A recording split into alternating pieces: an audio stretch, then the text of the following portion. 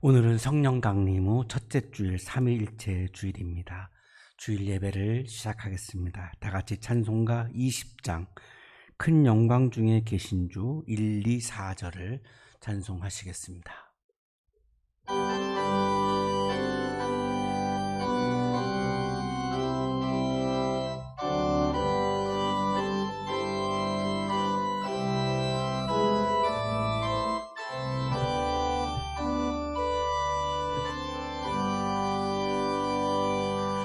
큰 영광 중에 계신 주 나 찬송합니다.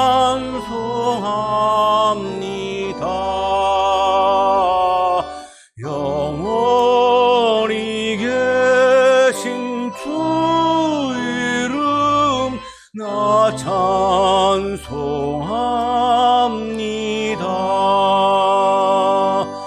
한없이 크신 능력을 나 찬송합니다.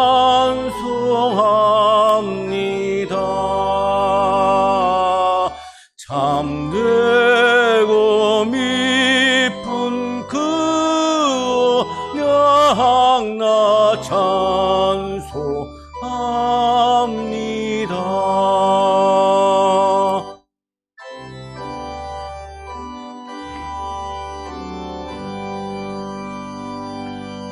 그 온유하신 주음성 날 불러주시고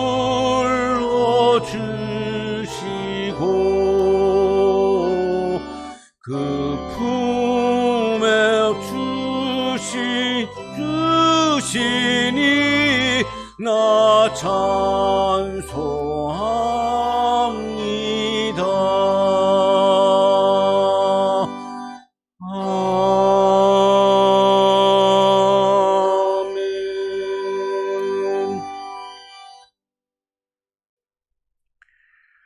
하나님은 회개하는 마음으로 나오는 사람들을 물리치지 않으십니다. 이제 우리들의 죄를 뉘우치고 고백합시다.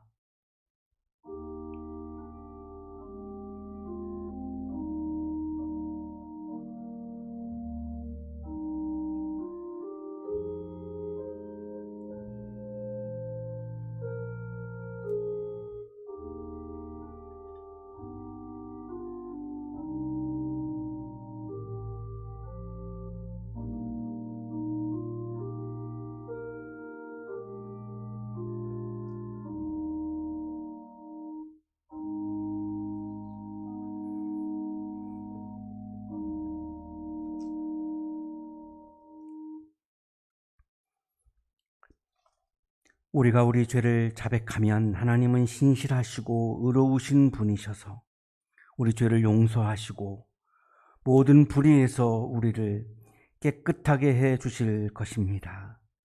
아멘. 찬송가 286장 주 예수님 내 맘에 오사 1, 2, 4절을 찬송하시겠습니다.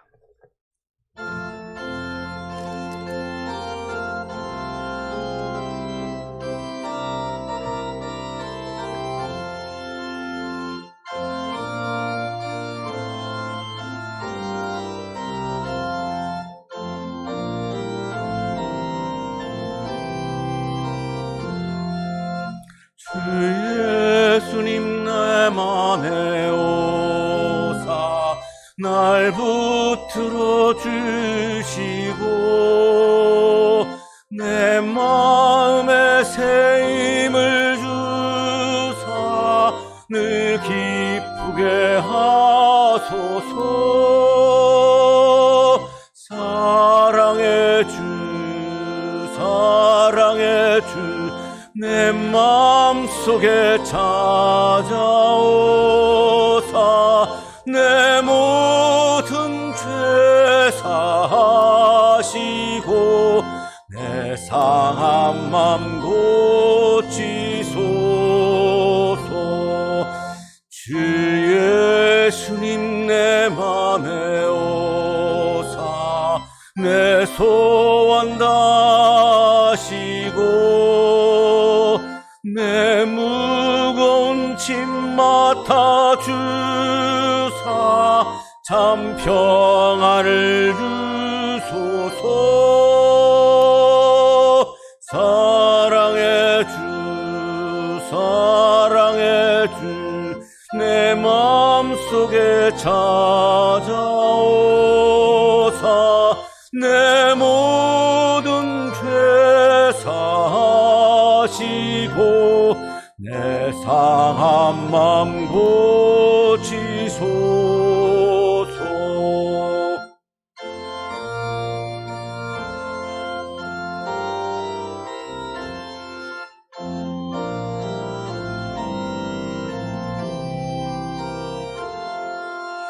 주 예수님 내 맘에 오사 내 길 인도하시고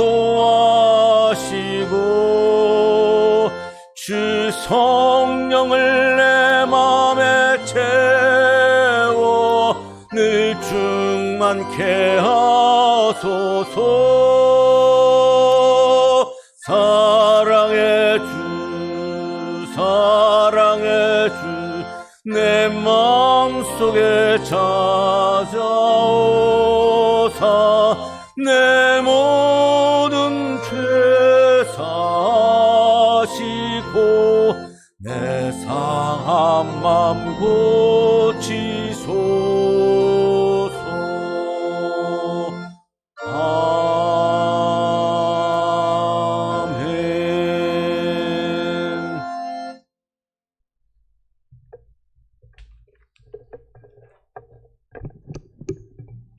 다 함께 기도하시겠습니다.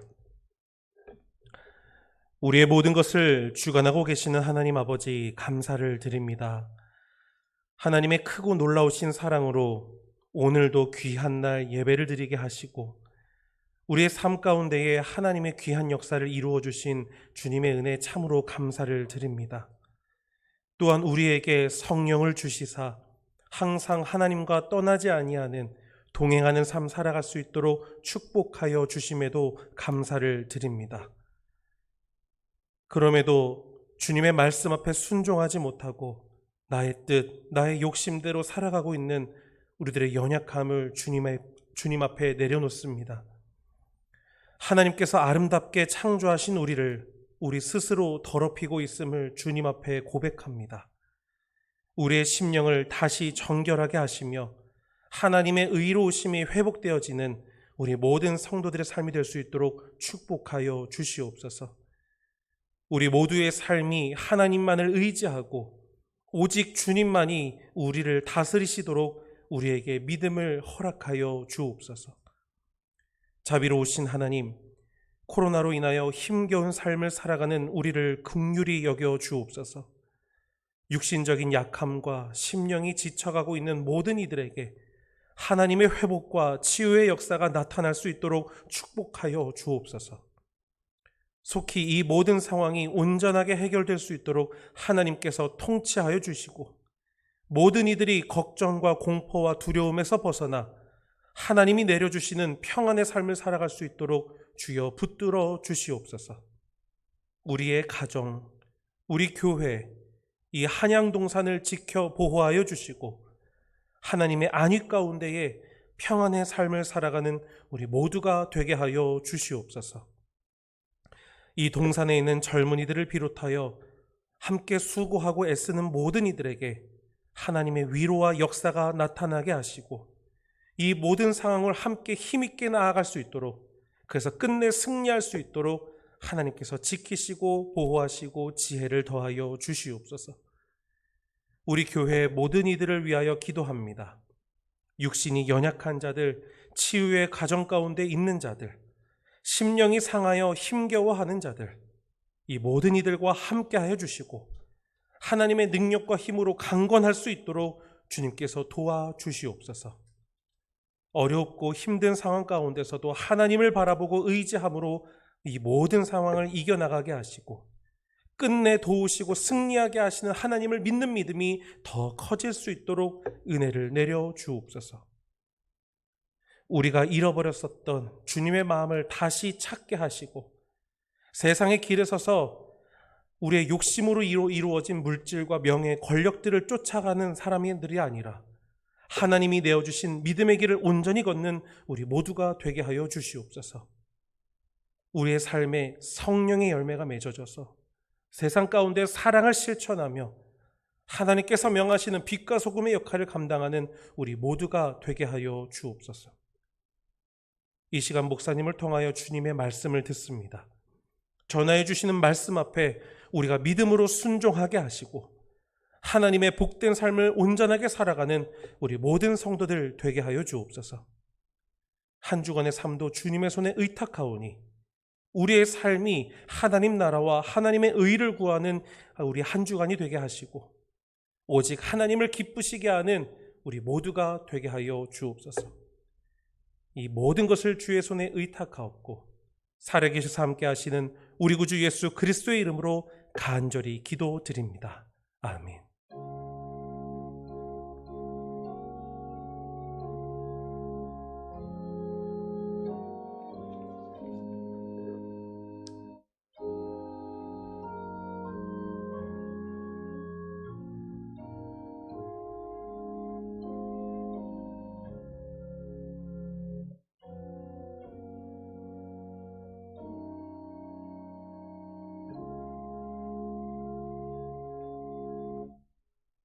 오늘 이 시간 우리에게 주시는 하나님의 말씀 고린도 후서 13장 11절에서 13절까지의 말씀입니다. 끝으로 말합니다. 형제자매 여러분 기뻐하십시오. 온전하게 되기를 힘쓰십시오. 서로 격려하십시오. 같은 마음을 품으십시오. 화평하게 지내십시오. 그리하면 사랑과 평화의 하나님께서 여러분과 함께 하실 것입니다. 거룩한 입맞춤으로 서로 인사하십시오. 모든 성도가 여러분에게 문안합니다. 주 예수 그리스도의 은혜와 하나님의 사랑과 성령의 사귐이 여러분 모두와 함께 하기를 빕니다. 서신서의 말씀입니다.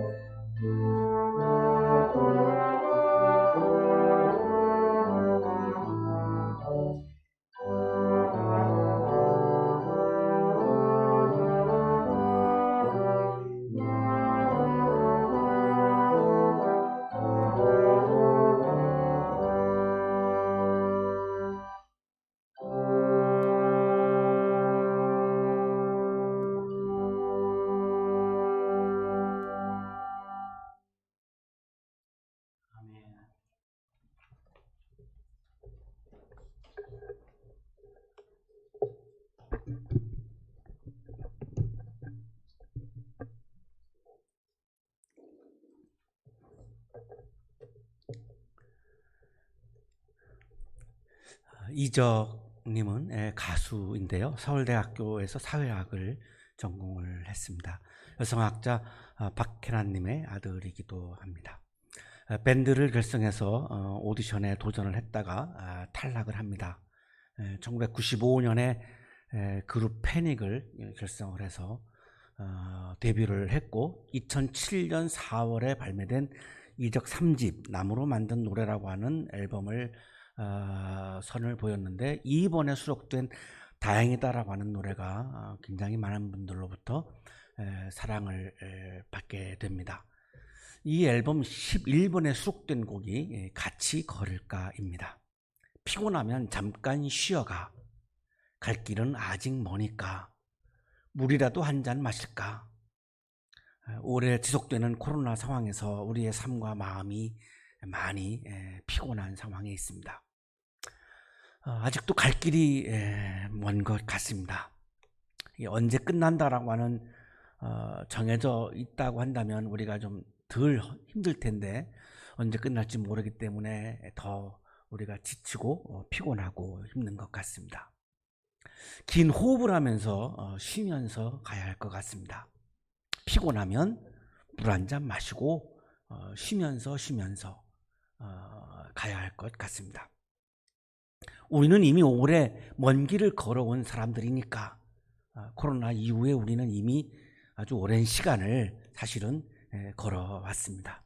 높은 산을 오르고 거친 강을 건너고 깊은 골짜기를 넘어서 생의 끝자락이 닿을 곳으로 오늘도 우리는 지금 높은 산을 오르고 있습니다.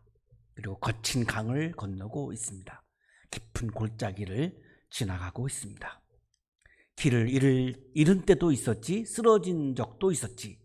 그러던 때마다 서로 다가와 좁은 어깨라도 내주어 다시 무릎에 힘을 넣어 길을 잃은 때도 있습니다.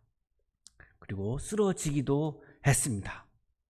그때마다 서로가 격려하고 용기를 북돋우고 힘내라고 하는 응원을 하면서 힘을 주면서 우리는 지금 잘 이겨내고 있습니다. 주변에서 나를 붙잡아주고 또한 힘을 주는 손길들이 있기 때문에 피곤하고 힘들지만 오늘도 우리는 지금 계속 갈 수 있습니다. 높은 산을 오르고 거친 강을 건너고 깊은 골짜기를 넘어서 생의 끝자락이 닿을 곳으로 우리는 오늘도 높은 산을 오르고 있습니다. 아이들이 개학을 하고 어떤 일이 벌어질 줄 모르는 상황, 우리들에겐 참 높은 산이고 사람들이 많이 모이는 교회에서만 발생할 줄 알았는데 교회 소모임을 중심으로 이 전염병이 확산되면서 우리 교회의 이미지는 또 다시 한번 참 추락을 하고 있고 많은 또한 비난을 받고 있습니다. 이것 또한 우리들에게는 지금 굉장히 높은 산입니다. 거친 강을 건너고 있습니다. 사방에서 거친 마음으로 우리 교회를 바라보고 있습니다. 깊은 골짜기를 지나고 있습니다. 이럴 수도 없고 저럴 수도 없는 골짜기에서 우리는 힘겹게 걸어가고 있습니다. 어느 곳에 있을까? 그 어디로 향하는 걸까? 누구에게 물어도 모른 채 다시 일어나. 가고 있는데 내가 어디 있어야 하는지 모릅니다. 한국 교회가 지금 어느 자리에 있어야 하는지 모릅니다. 사람마다 다 의견이 다르고 관점이 달라서 불교와 카톨릭은 종단이 하나이기 때문에 일사불란하게 가고 있지만 우리 개신교는 수백 개의 교단으로 이루어져 있기 때문에 다양한 이 의견 앞에서 우리는 지금 한국교회가 어디 서 있어야 하는지를 알 수가 없습니다. 어디로 향하는지, 한국교회가 지금 어디로 가야 하는지 알 수가 없습니다. 그리스도인이 지금 이 시점에서 어디를 향해서 가야 하는지 잘 알 수가 없습니다. 이것이 우리를 가장 힘들게 하고 절망하게 하는 것이죠.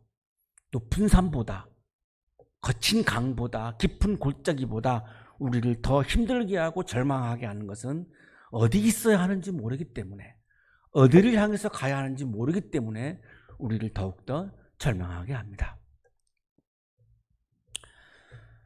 바라보는 것이 같을 때, 추구하는 것이 같을 때, 지향하는 것이 같을 때 같이 걸어갈 수 있습니다. 그러나 바라보는 것이 다르면, 추구하는 것이 다르면, 지향하는 것이 다르면 같이 걸어가기는 힘들 수밖에 없습니다. 문제는 사람들의 마음이 다 다르기 때문에, 바라보는 것이 다 다르기 때문에, 추구하는 것이 다르기 때문에, 지향하는 것이 다르기 때문에 같이 걸어가기가 힘든 것이죠.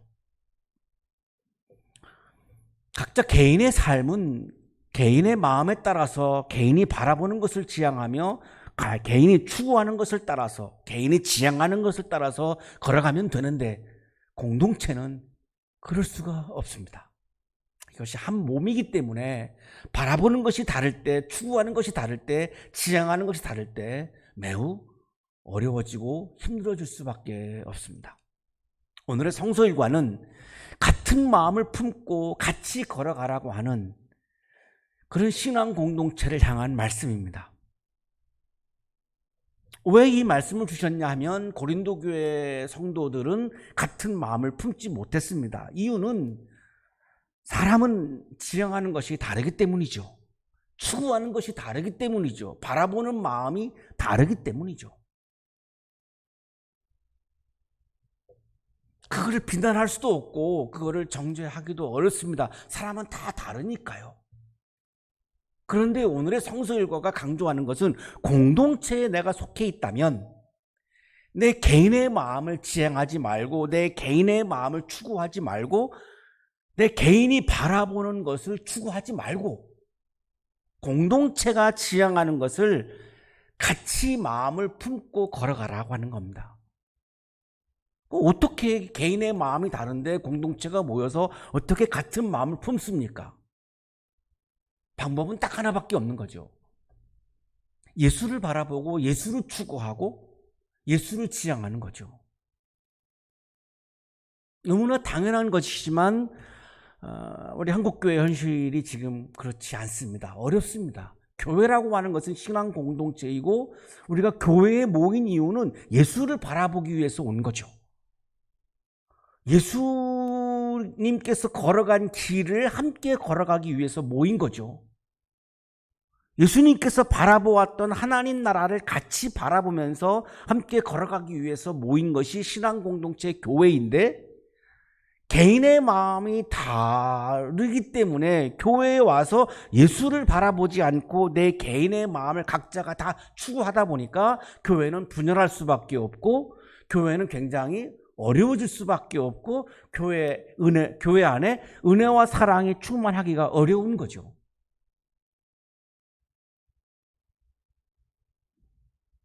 참 어려운 문제이죠. 간단하게 모든 교인들이 내 마음을 추구하지 말고 그냥 예수를 바라보면 안 됩니까? 이렇게 강조하고 싶은데, 현실적으로 그게 참 어려운 것 같기 때문에 힘든 겁니다. 자, 고린도교회 교인들이 믿음이 없었을까요? 소망이 없었을까요? 사랑이 없었을까요? 믿음이 있었지만 고린도 교회 교인들도 각자 자기의 마음을 추구한 거죠. 그래서 같은 마음을 품지 못했고 분열을 했어요. 분열을 하고 있는 고린도 교회를 바라보면서 사도 바울이 쓴 편지가 고린도전서, 고린도후서입니다. 오늘의 성서일과도 그 한 부분이죠. 교회는 공적인 신앙 공동체죠. 사적인 공간이 아니기 때문에 교회에서는 당연히 내 개인이 추구하는 것이 나쁘다라고 하는 것이 아니라, 교회에서는 내가 개인이 추구하는 것을 추구해서는 안 되는 곳이죠. 공적이라고 하는 말은 모두가 다 한 마음으로 예수를 바라보아야 한다는 거죠. 그런데 각자가 자기의 마음을 추구하면 공동체는 깨집니다. 그거를 너무나 인간은 그것이 당연하기 때문에 참 비난할 수도 없고요. 그러는 과정에서 공동체는 다 깨져나가고요. 한국교회가 지금 거의 지금 아주 얻어맞고 얻어맞아서 지금 비틀비틀 거리고 있음에도 불구하고 이걸 어떻게 할 수가 없는 겁니다. 신앙 공동체인 교회 안에서 함께 예수를 바라보고 모두가 예수를 보면은 같은 마음이 되는 거죠. 모두가 다 예수를 지향하면 같은 마음이 되죠. 모두가 다 예수님께서 걸어가신 길을 함께 걸어가면 같은 마음을 품고 걸어갈 수 있는 거잖아요. 예수를 바라본다라고 하는 것은 뭐죠? 예수를 바라본다는 말은 예수님의 말씀을 따라서 예수님께서 걸어가신 길을 같이 걸어간다는 의미입니다. 그것이 예수를 바라본다는 의미입니다. 자, 그런데 여기서 내가 물질을 바라본다든지 명예를 바라본다든지 권력을 바라본다든지 나의 이념을 바라본다든지 나의 이익을 바라보다든지 이렇게 하면 예수님께서 걸어가신 길을 걸어갈 수가 없죠. 왜냐하면 예수님은 그런 길을 걸어간 적이 없기 때문입니다. 그래서 욕망과 신앙이 늘 교회 안에서는 부딪히고 있는 건데, 좋은 교회라고 하는 것은 신앙이 욕망을 이기는 것이고 어지러운 교회는 욕망이 신앙을 이기는 건데요. 지금 한국교회는 제가 보기에는 욕망이 신앙을 이기는 영역이 더 많아 보이기 때문에 참 힘든 거죠. 예수님께서 바라보셨던 하나님의 나라를 바라보면서 하나님의 나라의 원리를 받아들일 때에 같은 마음을 품고 같이 걸어갈 수 있는 거죠.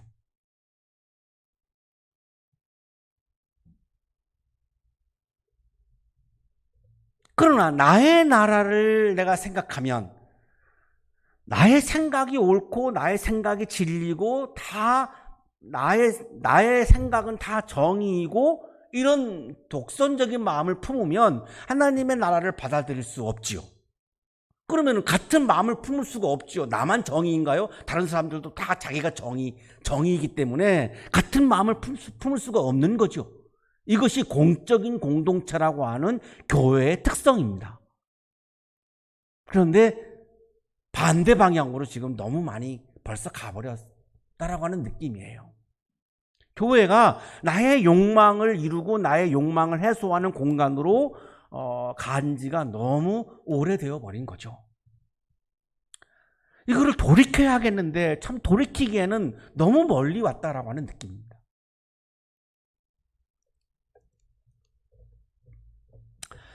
오늘 삼위일체 주일이어서 삼위일체에 대한 말씀을 전해야 하는데, 오늘 이 고린도전서 고린도후서가 쓰여진 시기, 쓰여진 동기, 이것들이 굉장히 복잡합니다. 성서학자들도 이거를 굉장히 난해하게 여기고 학자들마다 다 또 이것이 의견이 다 주장이 다릅니다. 그래서 오늘 삼위일체에 대한 말씀은 좀 다음으로 미루고요. 지난 한 주간 동안 성서를 펴고 하나하나 구절구절 읽으면서 이거를 좀 따져봤습니다. 성서학자들이 굉장히 난해하다고 하는 이 고린도전서, 고린도후서에 기록한 시기, 동기 이것들을 다 밝힐 수는 없지만 그냥 본문 안에서만, 제가 성서학자가 아니니까 그런 제가 성서학적인 주장을 할 수는 없고, 그러나 우리가 성서는 우리들의 기본적인 텍스트이니까요.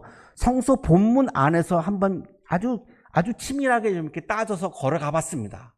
그거를 오늘 좀 소개를 하려고 합니다. 바울의 선교 여행이 3차에 의해서 이루어지는데요. 이것이 고린도 전후서와 아주 밀접하기 때문에 바울의 선교 여행을 다시 한번 들여다봐야 합니다.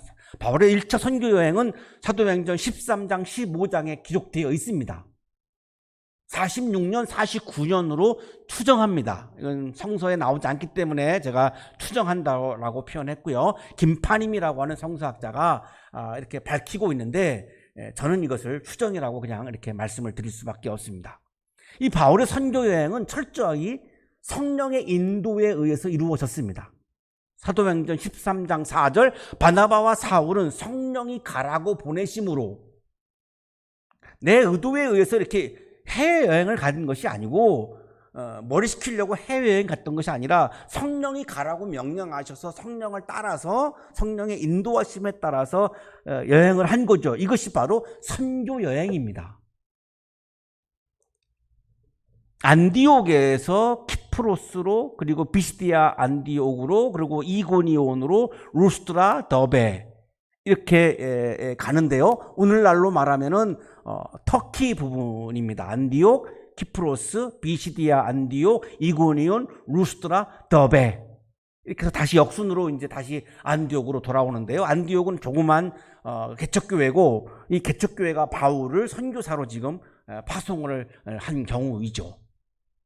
자, 여기에는 고린도가 나오지 않습니다. 그러니까 고린도 전후서는 바울의 1차 선교 여행 때 쓴 것이 아닌 것이 분명합니다. 이거는 분명합니다. 2차 선교 여행을 보니까요, 사도행전 16장 18장에 나오는데 50년, 54년으로 추정을 합니다. 자, 이 부분도 김파님 성서학자가 주장을 하고 있는데요, 성서에 나오지 않기 때문에 추정으로 하겠습니다. 역시 바울의 2차 선교 여행도 성령에 의해서 이루어집니다. 아시아에서 말씀을 전하는 것을 성령이 막으심으로, 여기 아시아는 오늘날의 아시아 대륙을 말하는 게 아닙니다. 당시에 아시아 주, 로마의 속국이었던 중에서 아시아 주를 말하는 건데요, 오늘날로 말하면 터키 부분입니다. 성령이 막으심으로 그들은 부르기아와 갈라디아 지방을 거쳐서 드로아에 이르렀다. 드로아는 유럽 대륙으로 막 건너가는 길목입니다. 그래서 드디어 2차 선교 여행 때 이제 유럽에 들어가게 되는 거죠. 안디옥에서 드로아, 그리고 빌립보, 데살로니가, 베레아, 아테네, 고린도, 안디옥. 자, 여기에서 이제 드디어 고린도가 나옵니다. 사도행전 18장 1절인데요. 아테네에서 고린도로 갔습니다. 자, 이 고린도에서 중요한 포인트가 뭐냐면 사도 바울이 교회를 세웁니다. 이게 고린도 교회죠. 자, 여기서부터 고린도 전후서를 이제 우리가 읽는 이제 그런 출발점이 시작되는 건데요.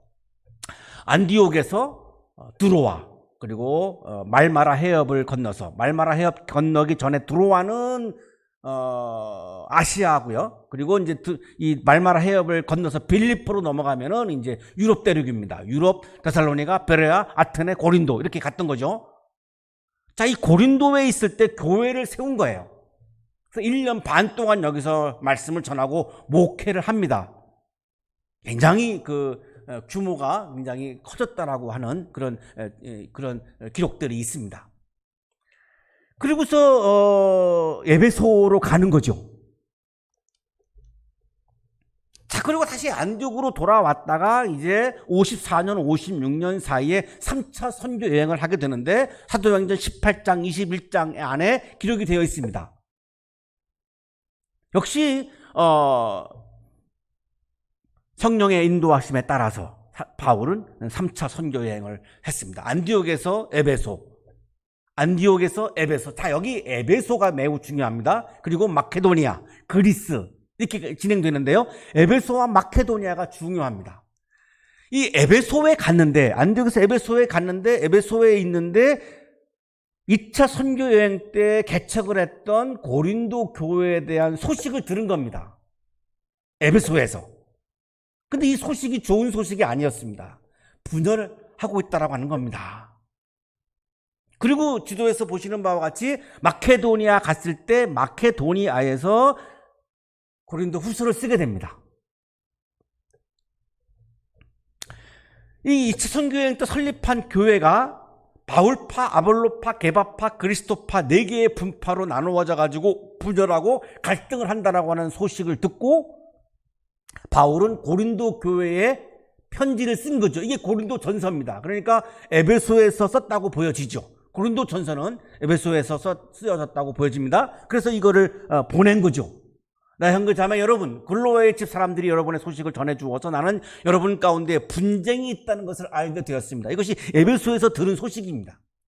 다름이 아니라 여러분은 저마다 말하기를 나는 바울 편이다, 나는 아볼로 편이다, 나는 게바 편이다, 나는 그리스도 편이다 한다고 합니다. 같은 마음을 품지 못한 거죠. 그거는 무슨 말이냐면 예수를 바라보지 않은 거죠. 예수를 바라보았다면 분열할 수가 없죠. 예수를 안 보았다라고 하는 증거입니다. 자, 교회 안에서 분열이 있다라고 하는 말은 예수를 바라보지 않는다라고 하는 증거입니다. 그래서 예수 없는 한국교회라고 하는 비판도 나오는 거죠. 예수를 안 보는 거죠. 다른 것을 보는 거죠. 그리스도께서 갈라지셨습니까? 그리스도를 바라보면 갈라질 수가 없습니다. 이런 말씀을 하는 거죠. 또 그래서 성서학자인 퀸메리 고린도전서의 기록 연대를 54년, 55년으로 주장을 합니다. 그 3차 선교 여행 때죠. 자, 바울은 3차 선교 여행 때 분열하는 고린도 교회를 바라보면서 고린도 전서를 기록을 했고 그거를 디모데를 통해서 보냈습니다. 이 일 때문에 나는 디모데를 여러분에게 보냈습니다. 고린도전서 4장 17절에 이렇게 기록이 되어 있는데요. 이 디모데를 통해서 고린도전서를 고린도 교회에 보낸 거죠. 그랬는데 아무런 효과가 없었습니다. 그러니까 이번에는 바울이 고린도 교회를 직접 찾아갑니다. 내가 이런 편지를 쓴 것은 내가 거기에 갔을 때에 고린도 후서를 쓴 이유는 내가 거기에 갔을 때에, 그러니까 고린도 후서 쓰기 전이죠. 그러니까 고린도 전서를 쓰고 나서 디모데를 보냈는데, 편지를 보냈는데 효과가 없으니까 이번에 직접 간 거죠. 갔는데 공격을 받습니다. 나는 어리석은 사람이 되어버렸습니다. 여러분이 나를 억지로 그렇게 만들었습니다.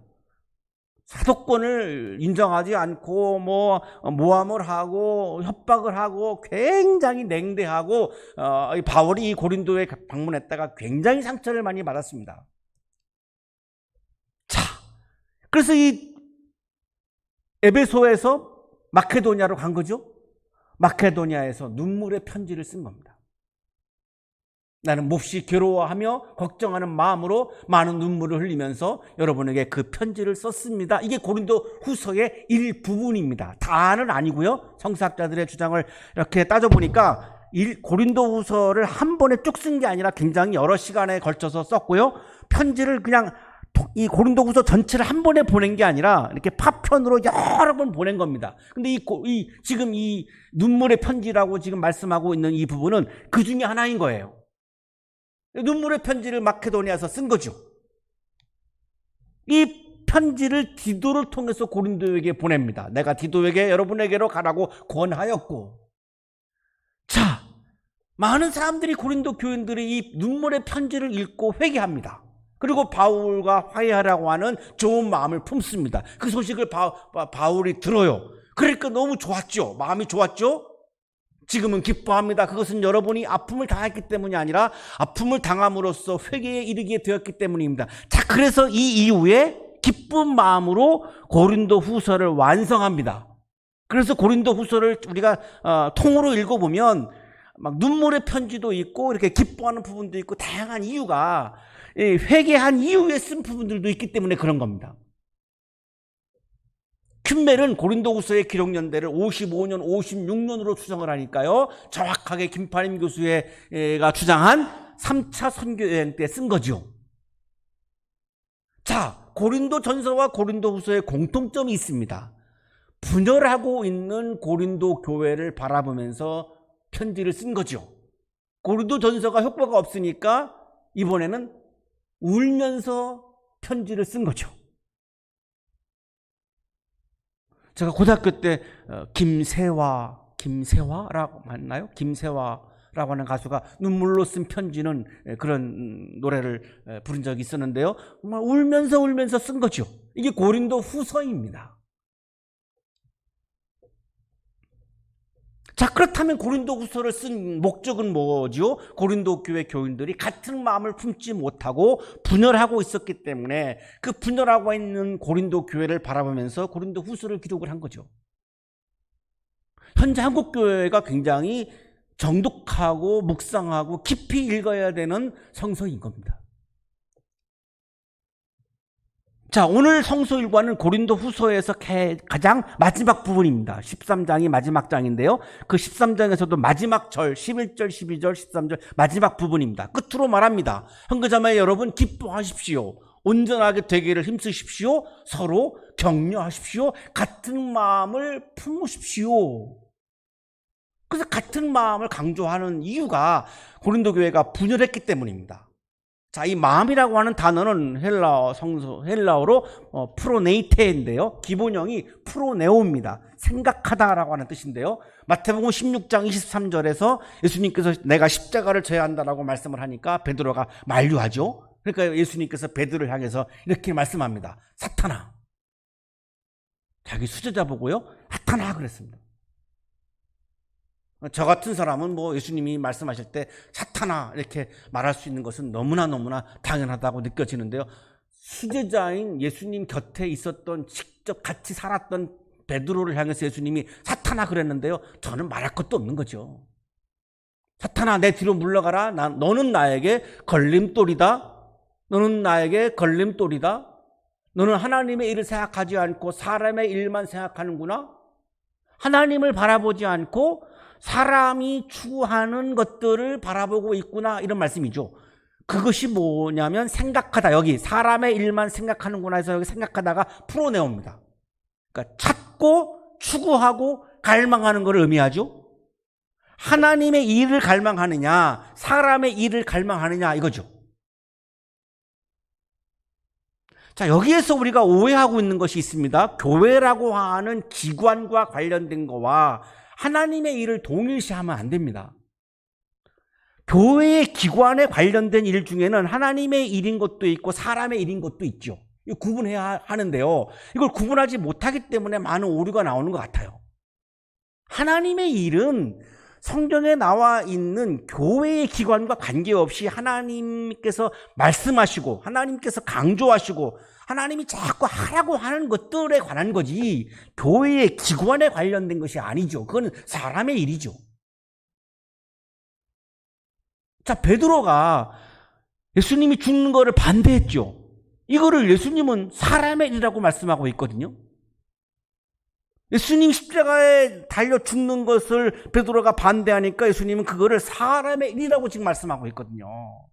하나님의 일은 뭐죠? 십자가에 달려 죽는 거거든요. 예수님이 죽는 거를 반대하는 것도 사람의 일이라고 말씀하는데 오늘날 우리들이 지금 하나님의 일이라고 생각하는 것들 중에는 사람의 일이 너무나 많은 거죠. 내가 무엇을 찾고 추구하고 갈망하느냐, 내 개인의 공간에서는, 내 개인의 영역에서는 내 개인의 마음을 따라서 찾는 것이 있고 추구하는 것이 있고 갈망하는 것이 있습니다. 그것에 대해서 비난할 마음이 전혀 없습니다. 자, 오늘 아침 우리들의 문제는 뭐냐면 교회라고 하는 공동체 안에서 내 개인의 마음을 따라서 찾고 추구하고 갈망하는 것이 문제라는 거죠. 왜? 그것이 신앙 공동체인 교회를 분열시키니까요. 그게 고린도 교회였습니다. 교회 안에서는 예수님을 추구하고 예수님의 일을 추구하고 예수님의 마음을 추구하고 예수님의 말씀을 추구해야 되는 거죠. 예수님이 추구했던 하나님의 나라를 추구해야 되는 거지 나의 마음, 나의 나라, 나의 생각, 나의 이념, 나의 이익을 추구하면 안 된다는 거죠. 어렵죠? 어렵기 때문에 내가 성령 충만해야지 그것이 가능한 거죠. 베드로는 자신의 생각을 찾고 자신의 생각을 추구하고 자신의 생각을 갈망했죠. 예수님은 이것을 사탄이라고 한 겁니다. 교회에서 자신의 생각을 찾고 자신의 생각을 추구하고 자신의 생각을 갈망하면 분열을 일으킵니다. 그래서 분열을 일으키기 때문에 사탄인 거죠. 예수를 찾고 예수를 추구하고 예수를 갈망하면 같은 마음을 품을 수 있죠. 예수님의 말씀을 찾고 예수님의 말씀을 추구하고 예수님의 말씀을 갈망하면 같은 마음을 품을 수 있죠. 예수님께서 추구하신 하나님의 나라를 추구할 때 같은 마음을 품을 수 있죠. 나의 생각을 찾고 추구하고 나의 생각을 추구하고 나의 생각을 갈망하는 것은 나의 나라를 지향하는 것이고 예수를 찾고 예수를 추구하고 예수를 갈망하는 것은 하나님의 나라를 지향하는 거죠. 예수를 찾는 같은 마음을 품을 때 화평이 이루어집니다. 자, 화평하게 지내십시오. 그리하면 사랑과 평화의 하나님께서 여러분과 함께 하실 것입니다. 같은 마음을 품고 같은 마음으로 예수님을 찾고 예수님을 추구하고 예수님을 바라보면 같은 마음을 품게 되고 같은 마음을 품으면 화평이 이루어진다라고 강조하는 거죠. 화평이 이루어지면 어떻게 됩니까? 하나님께서 함께 하신다는 겁니다. 자, 그러면 거꾸로 읽어보시죠. 분열하면, 싸우면, 개인의 마음을 추구하면 하나님 거기 함께 하시지 않는다는 거죠.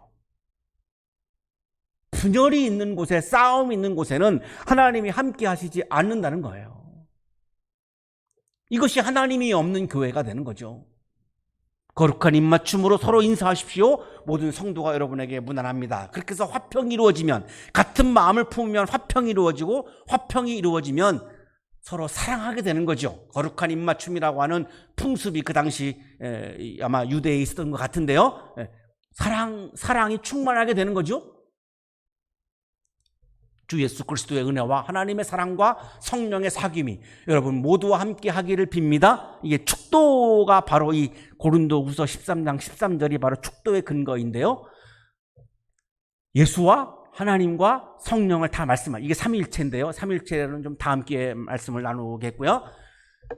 같은 마음을 품으면 화평이 이루어지고요. 화평이 이루어지면 하나님이 함께 하십니다. 하나님이 함께 하시면 어떻게 됩니까? 그리스도의 은혜가 넘칩니다.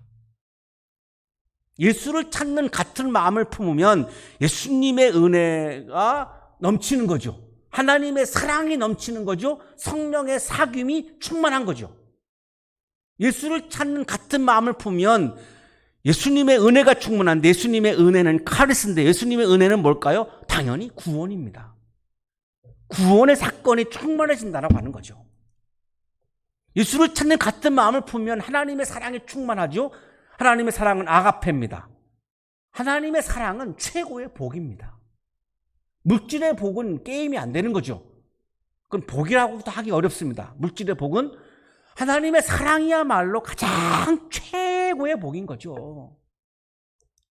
세 번째, 예수님을 찾는 같은 마음을 품으면 성령의 사귐이 충만하죠. 사귐은 코이노니아인데요. 성령과의 사귐과 교제와 소통이 이루어지면 우리는 하나님과 예수님을 만나게 되죠. 성령과의 사귐과 교제와 소통이 없으면 하나님과 예수님을 만나지 못합니다. 그래서 하나님을 못 만나니까, 예수님을 못 만나니까 나의 생각을 따라 살아가는 거죠. 그 신앙이 아니라 욕망을 따라서 가는 거죠. 거기에는 영적인 기쁨이 없습니다. 늘 불안하고, 늘 초조하고, 늘 쫓기죠.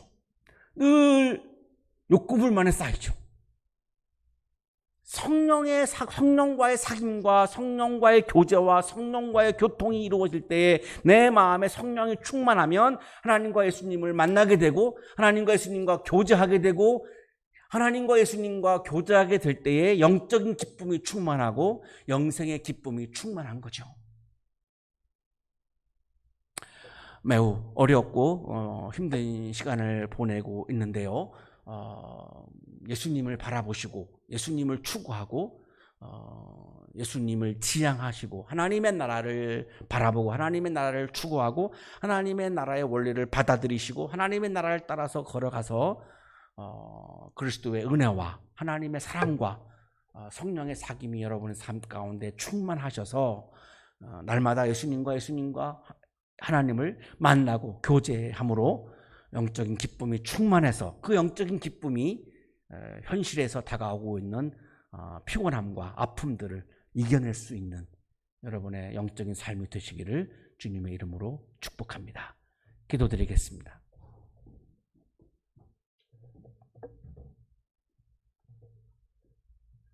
주 예수 그리스도 하나님의 아들이시여 우리를 불쌍히 여겨 주옵소서.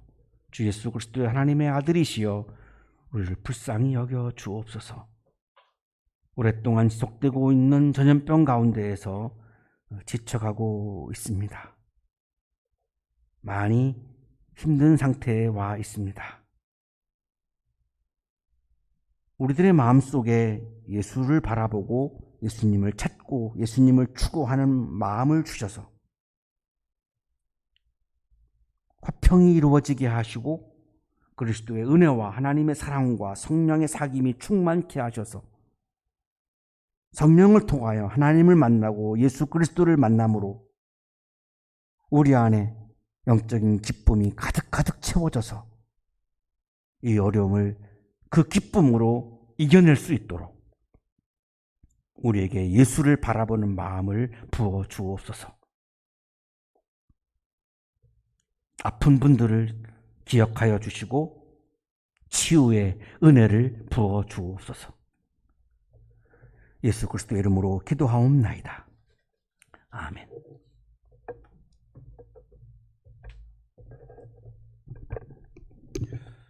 몇 가지 교회 소식 알려드립니다. 이번 주일은 성령 강림 후 첫째 주일 그리고 삼위일체 주일로 지켜 예배를 드립니다. 다음 주일은 성령 강림 후 둘째 주일로 지켜 예배를 드리겠습니다. 성서 일과는 창세기 18장 1절에서 15절까지의 말씀 제목은 할 수 없는 일이 있느냐입니다. 주중에 성서일과 말씀을 묵상하시기를 바랍니다.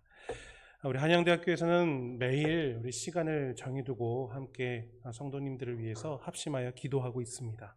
기도하실 때 우리 성도님들의 안위와 또 치유의 과정 가운데 있는 분들, 또 심령이 연약하신 분들 위해서 계속 힘있게 기도해 주시기를 바랍니다. 우리 합심하여서 기도할 때에 이 코로나 상황을 위하여서도 계속 기도 부탁드립니다. 우리 국민들의 안전, 환자와 환자들의 가족들, 우리 의료진들, 그리고 한양대학교 학생들, 유학생들, 우리 교직원들, 한양대학교의 가족들, 한양학원의 모든 가족들을 위해서 따뜻한 마음으로 계속 기도해 주시기를 바랍니다. 또한 우리 한양동산의 안위와 평안이 함께할 수 있도록 우리 힘있게 중보해 주시기를 다시 한번 부탁드립니다. 우리 교회는 전염병의 확산을 막고 우리 성도님들의 안전을 지키기 위해서 우리 계속 가정에서 영상으로 예배를 드리고 있습니다. 이 상황이 언제 끝날지 모르고 있는데요. 그래도 영상으로 예배를 드리시지만 계속해서 하나님을 더욱더 의지하고 우리 믿음이 더욱더 깊어지는 귀한 시간 되기를 바랍니다. 우리 금요일마다 교회 홈페이지에 올려드리고 또 주일 아침 9시마다 문자로 보내드리고 있습니다. 기억하시고 예배의 자리 신실한 마음으로 함께 동참해 주시기를 바랍니다. 우리 예배 드리실 때에 헌금을 계속 우리 계좌 이체로도 드리고 있습니다. 계좌 이체로 보내주시고 이체한 그 항목에 대하여 우리 정기수 재무부장님께 보내주시면 감사하겠습니다. 교회 소식 여기까지입니다. 하나님 앞에 예물을 드리겠습니다.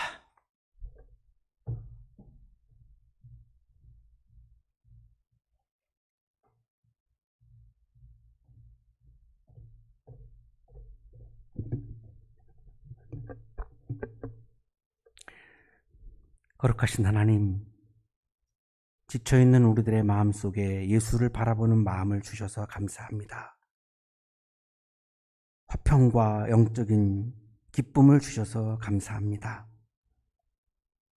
감사의 마음을 예물에 담아 드리오니 기쁘게 받아주시고 예물을 드리는 손길 위에 크신 은혜를 부어 주옵소서.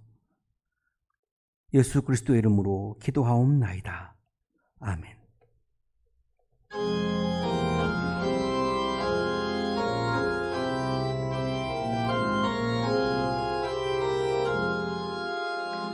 나 맡은 본분은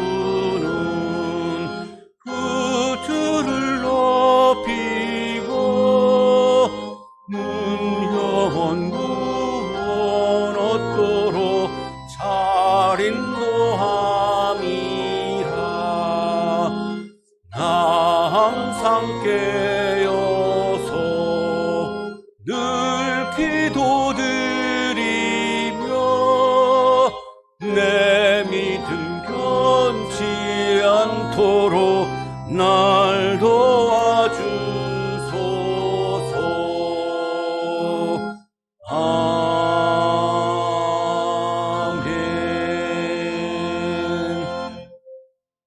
이제는 하나밖에 없는 생명까지도 사랑으로 나누어 주시는 예수 그리스도의 은혜와 오늘도 우리에게 말씀을 주시는 하나님의 사랑하심과 생명의 기운을 주시는 성령의 역사하심이